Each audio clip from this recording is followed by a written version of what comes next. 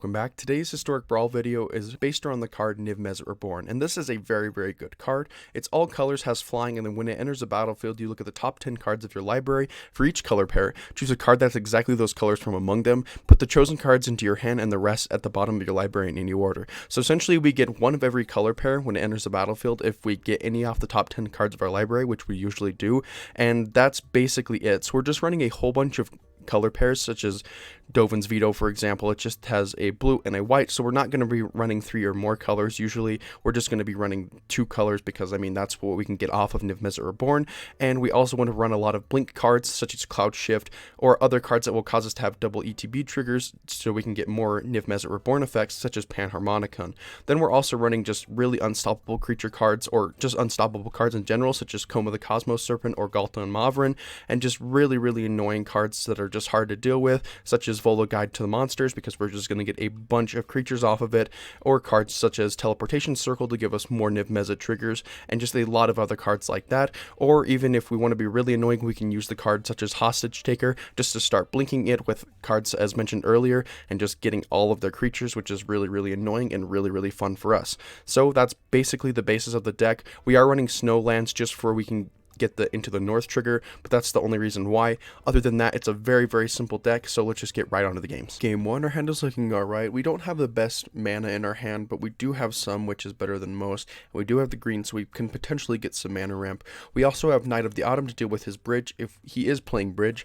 If he's not playing bridge and he's playing legendary creatures, we might not be in the best situation. So he plays a Temple of Deceit, so it's going to be interesting how this deck kind of rolls out. We did get an Overgrown Farmland, so we can play something else if we need. We can play something like the Death Sprout if we needed to, but I don't think we will.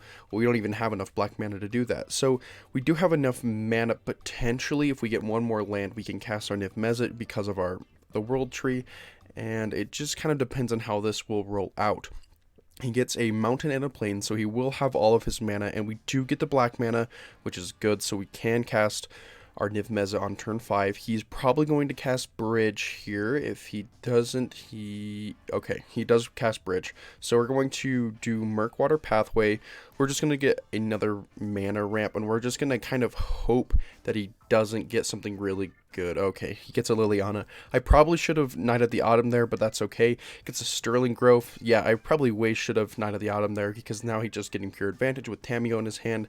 This is looking very risky for us, so I guess we'll play our Mizzet here so we can just have a creature out there, and we do get a Coma, which is very good, and we're going to just keep the Cloud Shift. I have to get rid of 4 cards, which is not the greatest, but it's still something, and we do have the Coma, which will help us later, so I'm going to get rid of the Hoffrey and a lot of other cards, and we do have the Cloud Shift in case he does target it with something like Garruk, which he does, so we're going to do Cloud Shift, and we're going to blink our Mizzet to get even more advantage. Let's see what we get off the top. Let's hope it's something good. We get quite a bit of cards, so we do have a Dovin's Veto and a Rip Apart, so we can destroy the Prismatic Bridge if we need to, or we might just save it for later, or we might even just discard it if we don't use it. He does Liliana, so we sacrifice both of our creatures that we have, and he gets a Vorinclex. So I think next turn we do Casualties of War, destroying most of his stuff, and I think we have to get rid of the Liliana because that card is really good.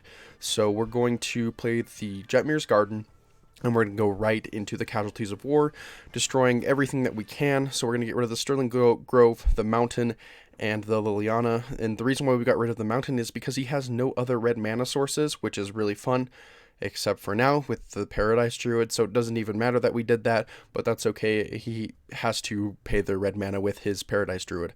Okay, so he gets an Ashiok, which is a little scary. It's not looking the greatest for us. We're going to get rid of the bridge here. He does have enough mana next turn if he does keep the Paradise Druid. We're going to get rid of the Garruk there because the Garruk is very annoying, and it just starts creating a bunch of tokens which we can't really deal with right now. Next turn, I think the best move is going to be Coma because of the amount of creatures that he has, and I just want to see what he plays next. So he does a Lightning Helix, which is fine. We could have countered it with Dovin's Veto, but I'm waiting to see if he plays to solve the equation, which he does, and we will counter that because that's just free any card that he really needs in his deck that are instant and sorceries, which is not very fun for us. So next turn we are definitely playing the Coma, so I'm going to play the land. We're going to get the Coma out there, and now stuff is going to start becoming really, really fun because we are going to be making a lot of creatures every turn, and none of the creatures that he can make are bigger than a 3/3, so it'll be interesting on how that turns out.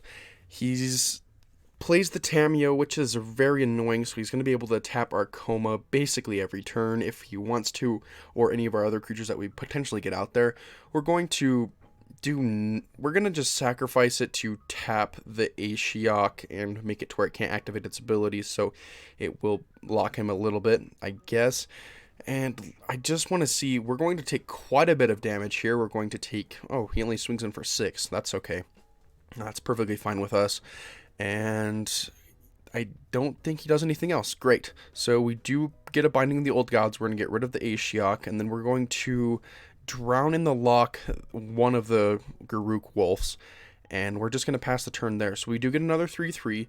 That's the great thing about Tamiyo for us anyways, is that Coma's abilities are still going to be activated. It doesn't lock them out, which is very, very nice. Yes, it does get rid of the 6/6, but we can activate its ability still.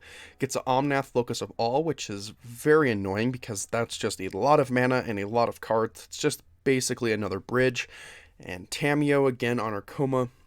I think next turn we can get rid of the we can get rid of the Omnath with Death Sprout or Kaya. He does a Rip Apart on one of our Serpents, which is very annoying, and we're going to tap it. We're just going to sack it so we can, because it would have been destroyed anyways when he passes the turn there. Okay, so we do get another Coma trigger. We're going to get a Binding of the Old Gods. I'm just going to get a Forest. We're going to do Mortify on the Omnath because that's very annoying. We're going to get the Kaya out here. We're going to minus the Kaya on the Tamiyo, so the Tamiyo is exiled, and that's all that we're going to do there. Let's see if he plays bridge again, which he does, which is very annoying because we can't get rid of it next turn because our Kaya is one turn too late. So hopefully we can draw something that gets rid of it. If not, there might be a really big threat on the board. So he doesn't do anything else unless he plays something that can equip it, which is weird, and that's going to be very annoying. The Oath of Kaya. He decides to kill our Kaya. That's kind of funny. The Oath of Kaya kills Kaya. All of our creatures gain Death Touch until the end of turn that we have. I think we're going to do the Galta and Mavrin so we can get some lifelink heirs out there with its ability. So we're going to create 3 1/1s with lifelink so we can gain some life potentially. And he blocks with every one. He might have something like a Doom Scar potentially to board wipe us. If not, that's going to be very weird. Let's see. Yep, he does have the Doom Scar. Okay, we're going to Coma. We're going to do a lot of Coma triggers here because they're all going to get destroyed anyway. So I'm just going to wipe out most of his land and give Coma indestructible. So we still have a really annoying creature out there for him to deal with. But he does have the Oath of Kaya, which is still going to be annoying for us to deal with as well. So we're just going to keep sacking everything just to tap all of his lands. We're going to give Coma indestructible, and we're just going to tap another one just so he doesn't have any mana in case the card that he has is very, very good. And it's just a Fable Passage. Okay, that's alright. He gets a free land, I guess. And we get a Coma trigger. We're going to do Niv Mizzet just to get some more cards. And we do get a Yorion, an Uro, and an Expressive Iteration. Okay, I think we're going to do the Leyline Prowler just in case so we can gain some more life.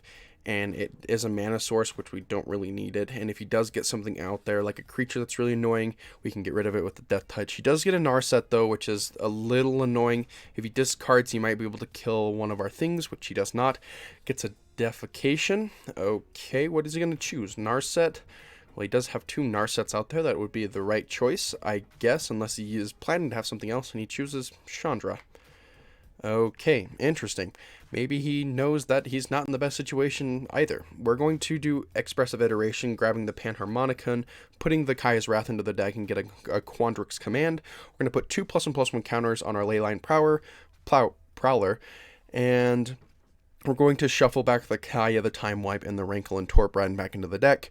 We're going to swing in with a 3/3 at the Narset, the big one, the more threatening one, I should say.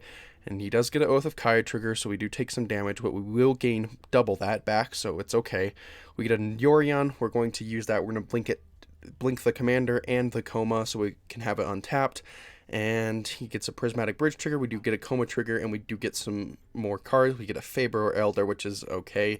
He gets a Kaya. We tries to exile our coma. I don't think I really have to tap anything, so it won't really matter. And let's see what he plays. It's going to be a very interesting card, and he doesn't do anything. He might have a Settle the Wreckage, so he might swing in for exact game if he does have it. We're going to do a Dryad of the Elysian Grove, and we get the Dryad out there, and he doesn't seem to do anything else, so we're going to swing in for direct game. He says good game, which sometimes can be a bait, and we win right there. That was a very long game 1. Game 2, our hand is looking not the greatest. We don't have any green mana, but we do have a bunch of ramps, so I think we're probably going to mulligan here just because we don't have any of the green land, and that is a much better hand. So let's see, we're going against Joda. That's a very annoying deck, and it's very, very quick with its mana as well. So he's going to get a Arcane Signet. We're going to get a Growth Spiral to put our Temple Garden out there. He has something with Double Strike. I don't know what it is, and I don't really care. I need to get rid of it because it's very annoying. He gets a Timeless Lotus. Okay, so he has a lot of mana now. We're going to do the Niv Mizzet. So our Niv Mizzet is Hexproof with our Dragon Orb. We have to discard 4 cards. So we're going to discard the Replicating Ring, the Rhythm of the Wild, and the Uro, and something else. We get the Joda, or he gets the Joda, and a Thrun, and a Shieldred of the Apocalypse. Okay, so he has a 6/6 with Double Strike. We're going to be taking 12 here, and I think next turn we Kaya's Wrath, because we are basically dead if we don't. He gets a Shieldred trigger because we lose 2 life. We're going to swing in. He can't block. He goes down to 18. Kaya's Wrath killing everything. We gain 1 life, which is really funny. We're going to make our Sacred Foundry enter tapped. He gets an Atali.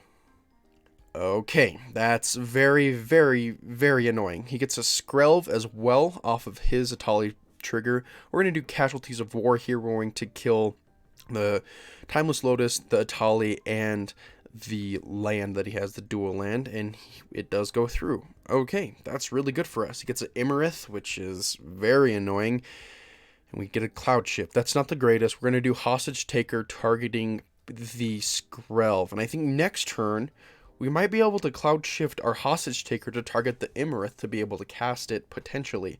So I think we're going to save it, and let's see what he does. Or we might be able to get rid of the Joda as well with the Cloud Shift. And I think we're just going to do that, because that's just very annoying. We're going to take over the Joda. Let's see if he puts it into his command zone, which he does.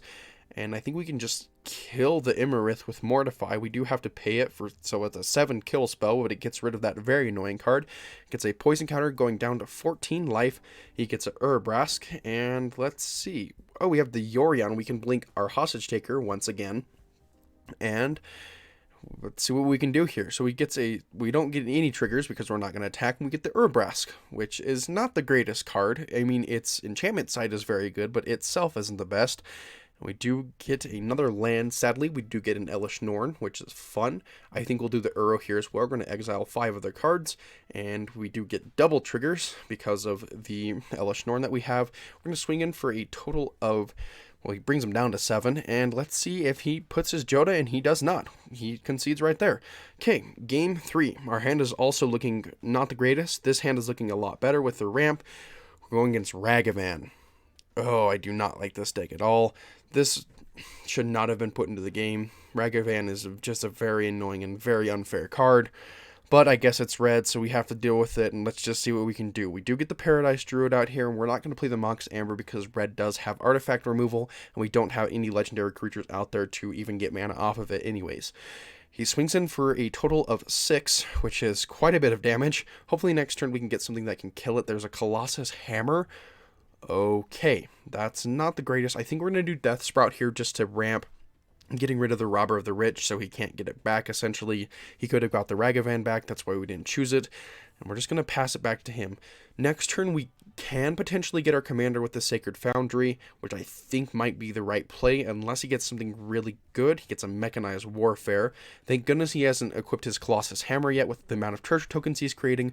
We're going to pay 2 life, we're going to get the Niv Mizzet, and that's going to be a little bit of a problem for him, because we have a huge creature out there, and we do get a Rip Apart, and we're going to target the Mechanized Warfare, because all of his red stuff is going to be doing a lot more damage than it should be, so we're just going to get rid of that. And so the Colossus Hammer, he gets a Chandra thing, he gets 2 1/1s. We're going to kill the Ragavan there, and we're down to 6 life, which isn't the greatest. He Storms of Wrath, so our commander dies and everything else on the board. Okay. This is where things start getting tricky, because we don't have a lot of life to deal with. We're going to do a Dryad in case he has anything that's annoying with haste, and we do have a Drown in the Loch to potentially kill something that he has, which I think we're going to counter the Dreadhorde Arcanist because he can get back a lot of his stuff from his graveyard, which we do not want. He gets a Chandra. We're going to go down to 5 life, which is not good. I think the right play is to put a creature out there because we need one. We're going to do the Hostage Taker on the Ragavan. He's probably going to put it back in his command zone, which he does. We're going to swing him for 2 on the Chandra so it can't create any more of its annoying tokens. And let's see what he does. He gets a Mind's Eye. So he's able to draw basically whenever we draw, which is very annoying for us. We get a Widespread Thieving so we can start getting some more treasures out there and more mana whenever we cast a multicolored spell, which is very good for us. Let's see if he puts something out there that will be able to kill us, essentially. If he shocks us and does something else, and there's Inferno, so we do die there. We can't win every game. Game 4. Our hand is looking pretty good. We have the Arcane Signet. I probably wouldn't have kept it if we didn't have the Arcane Signet to basically win us the game, or get a bunch of mana, I should say. We're going against Gyada Angels, which is annoying. We're going to get a Growth Spiral. We're going to get a Plains out there off of its trigger, and he swings in for 2. And he gets a mana. He gets an Angel of Vitality, so it's a 5/5 because of his life total and the count that's been put on it. So we're going to get an Arcane Signet, so next turn we'll be able to put our Niv Mizzet, which is going to be annoying for him because it is a flyer, and that's what this deck kind of goes off of. Well, his deck is just to get a bunch of flyers that are annoying. We do have the response to that. We're going to put the Niv Mizzet. I could have put the Coma, but I think that's a better play with the Niv Mizzet, and we aren't going to despark anything yet. Let's see if he just passes. Okay, that's better for us. We're going to get the Galta and Maverin out there. We're going to swing in with a 6/6 and another 6/6 with Trample, which is very annoying for him. He could double block our commander, but we do get rid of his big creature card, or even his Gyada that we have, and he does take 6, but he does get rid of our commander. He gets an Elspeth Smite, so he does kill our little 6/6 token that we created, which is okay. And let's see if he puts anything out there. That is a great despark target, which I think is what we're going to do, and he just scoops. That's great with us. Okay, game 5. Our hand is looking very good. With the amount of right mana in the command tower, this is just looking perfect. And if we do need to get more lands, we do have the Cultivate or the Cold Steel Heart. But we're going against another potential bridge deck, which is a very annoying deck, as we saw earlier, and we almost lost to it.